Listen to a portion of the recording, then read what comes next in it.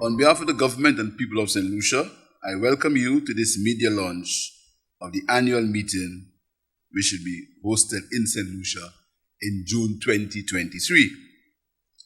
Allow me to welcome President Jean Leon to his home country, St. Lucia. While I look forward to hosting the bank's flagship event, the annual meeting, I'm equally keen on using this year of my chairmanship to add voice and give visibility to key aspects of the bank's program, which I believe are of critical importance to the development of St. Lucia and the rest of the region. In fact, President, I'm happy to answer your call for governors of the bank to play a more active role in the workings of the bank, the challenges of this region, and to overcome if we work collectively as a people.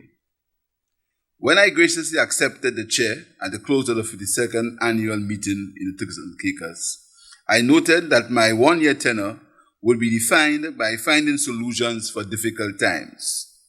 If there is one lesson to be learned from the pandemic and the ongoing fallout from the Russian-Ukraine conflict, is that the sooner we understand and expect and accept that difficult times may now be more the norm than the exception, the sooner we set about focusing our resilience to ensure that no matter the degree of difficulty, we have what it takes to chart a sustainable life for our people.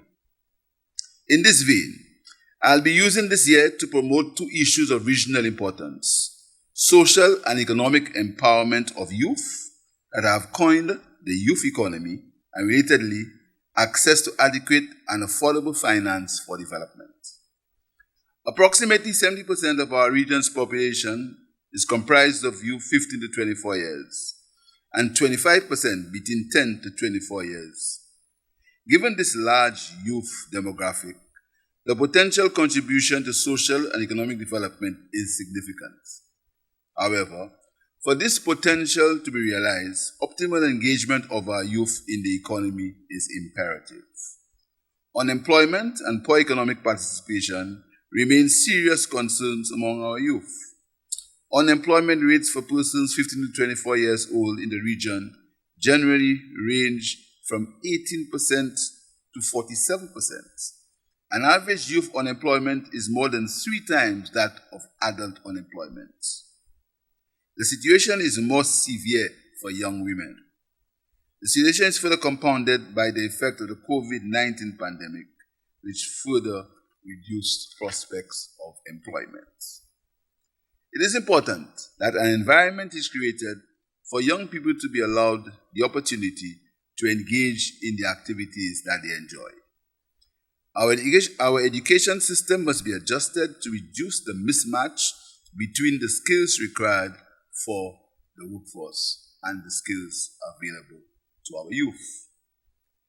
Despite greater access to education and healthcare than previous generations, our young males and females across the region are among those who will bear the burden of poverty, marginalization, and exclusion if the situation is not changed.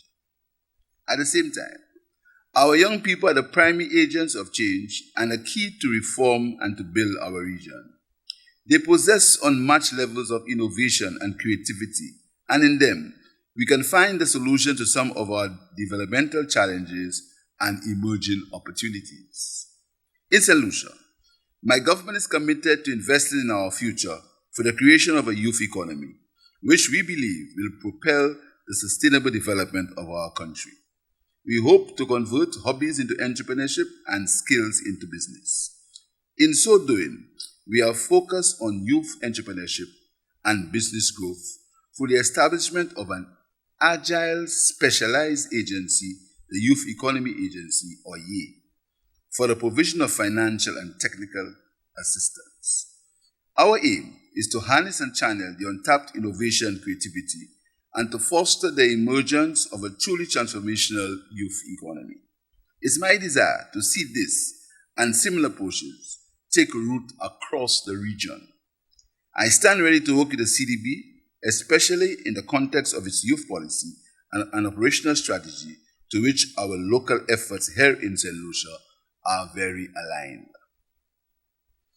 In relation to access to adequate and affordable financing, which I note will also be the theme for next year's annual meeting, it is well accepted that given our prevailing debt sustainability constraints, our region needs to develop new and innovative financing mechanisms to foster social, economic, and environmental resilience.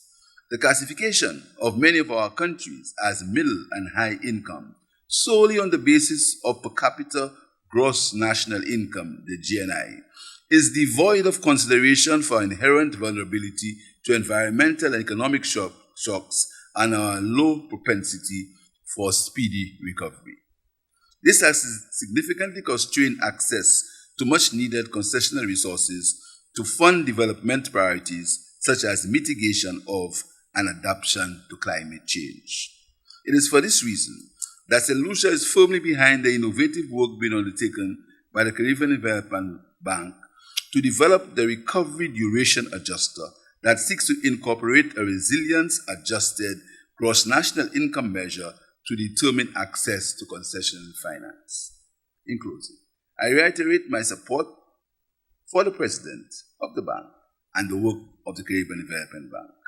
I look forward to a year of intense work on behalf of the people of the region, and we in St. Lucia are ready to welcome the membership of the bank, to which I anticipate will be a highly successful annual general meeting in 2023. I thank you.